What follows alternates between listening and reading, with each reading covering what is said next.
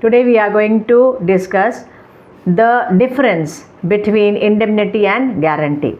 In the previous two videos, we have seen the concept of indemnity and also the definition of guarantee. Okay, now what we have seen that in indemnity there is only one contract, that is a contract between the indemnifier and the indemnity holder or indemnified, where the indemnifier is telling the indemnity holder that you do the thing, I promise you that if you face some loss, then I will fulfill it, I will indemnify you, I will make good the loss. Okay, so here in indemnity there is only one contract.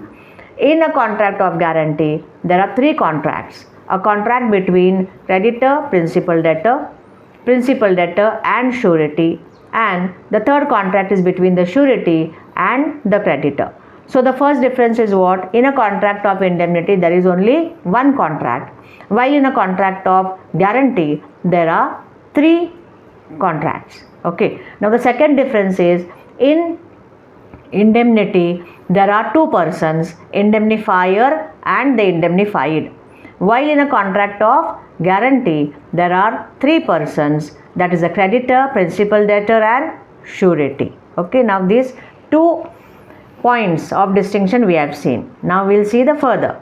In a contract of indemnity, the liability of indemnifier, because he tells that if you face some loss I will repay, so the liability of indemnifier to the indemnified is what? Primary and independent. That does not depend upon somebody else, no third person is there.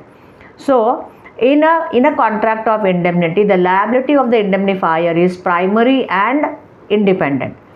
Okay, now in a contract of guarantee the primary liability is of the principal debtor to fulfill the promise. What is the surety's liability? Surety's liability is secondary, means if the principal debtor does not fulfill the promise then only the surety comes into picture. So the surety's liability is what? Secondary. When the principal debtor does not fulfill, the liability shifts to the surety. Okay, the liability of the surety to the creditor is collateral, or you can say secondary, the primary liability being that of a principal debtor. Got it? This is the third distinction.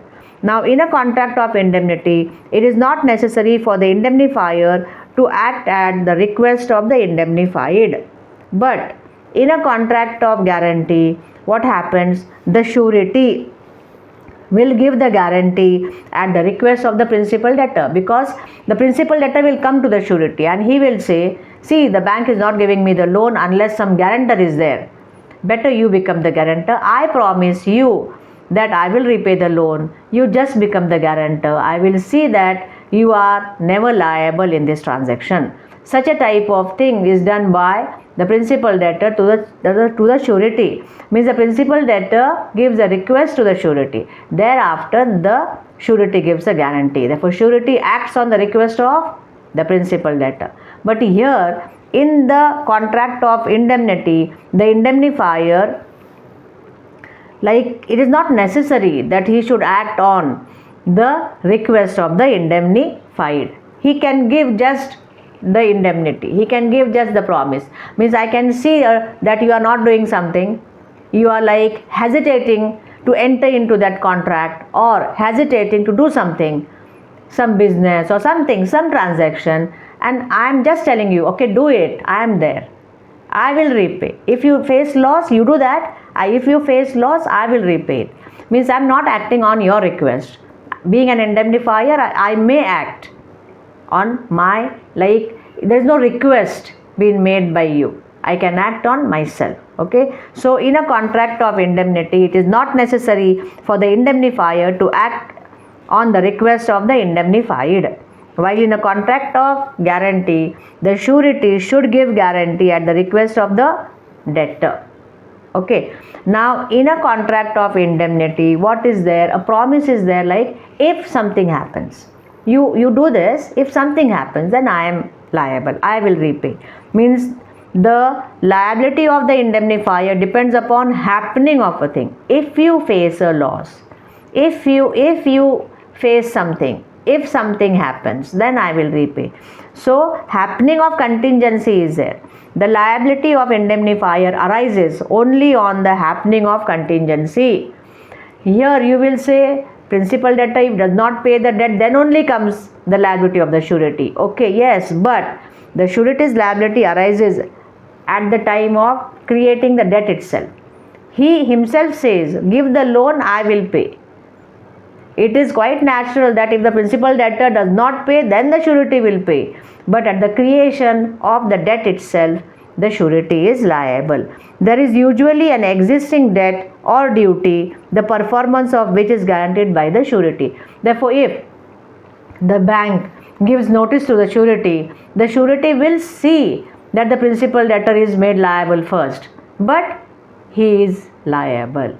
He can't say that happening of an event. He can insist to the creditor that see first recover the debt from the principal debtor and all, but he himself is liable only. So at the time of creation of debt, it is a promise that I will repay the debt. Okay, so there is usually an existing debt or duty, the performance of which is guaranteed by the surety. These are the differences between indemnity and guarantee. Okay, now we will see the extent of surety's liability. Means for how much the surety is liable. For what the principal debtor is liable, isn't it? Therefore, the liability of the surety is what? Coextensive. For whatever the principal debtor is liable, for that the surety will be liable. He is liable for the principal debtor is liable for the principal debt and interest. Okay, now the surety is also liable for the same. So the liability of the surety is what? Coextensive with the principal debtor. The liability of the surety is coextensive with that of the principal debtor. He may limit the liability. In this connection, you can say that there lies a difference between a guarantee for a part of the entire debt and a guarantee for the entire debt subject to the limitation. Means here he can limit his liability. We have seen what? It is coextensive with the principal debtor. But in two ways he can limit his liability. The first is what? He can limit his liability for a part of the entire debt. Means he can say that if the creditor is giving 1 lakh rupees to the principal debtor, then he can say, okay, I am not liable for 1 lakh, I am liable only for 60,000. I will pay you only 60,000 if the principal debtor does not repay you. Okay, this is called as part of the entire debt. Means he has restricted his guarantee, his liability only till 60,000. And the other is what? He can guarantee the entire debt subject to limitation. Means he can say, okay, I guarantee that the principal debtor will pay you 1 lakh, but I will pay you 60,000 only. Means here he is limiting his own liability. He will pay only 60,000. Now this difference plays, you can see this difference only when the case of insolvency. In case of insolvency, what will happen? The surety has to pay, is insolvency of principal debtor.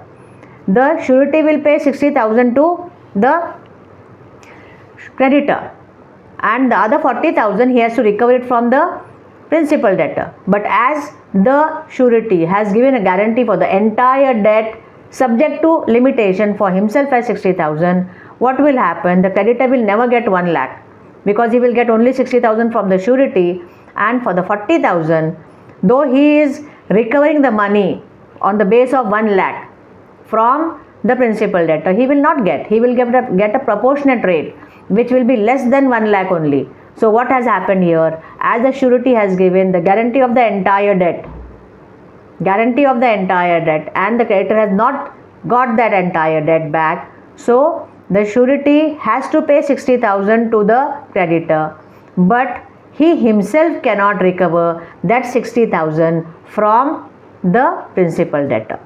Okay, so the surety is at loss when he says that I guarantee the entire debt subject to limitation of 60,000.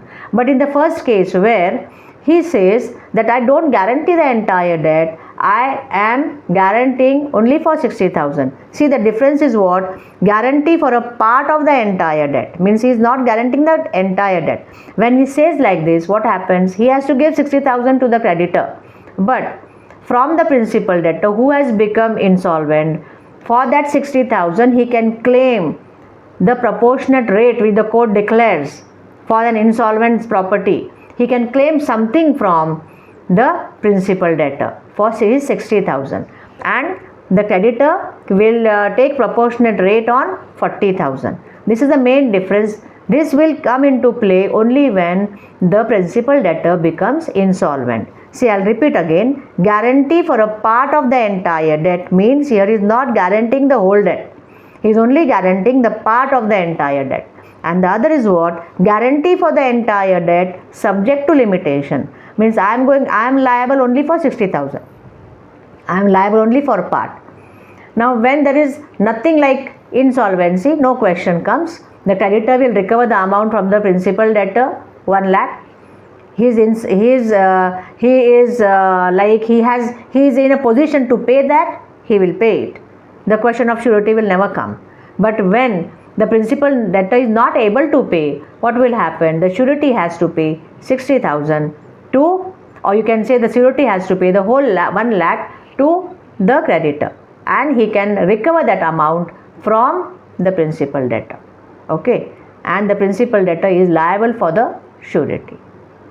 Now this is the liability of the surety. I will repeat again. Surety's liability towards the creditor is coextensive with the principal debtor, but sometimes he can limit his liability to part of the entire debt or the entire debt subject to limitation.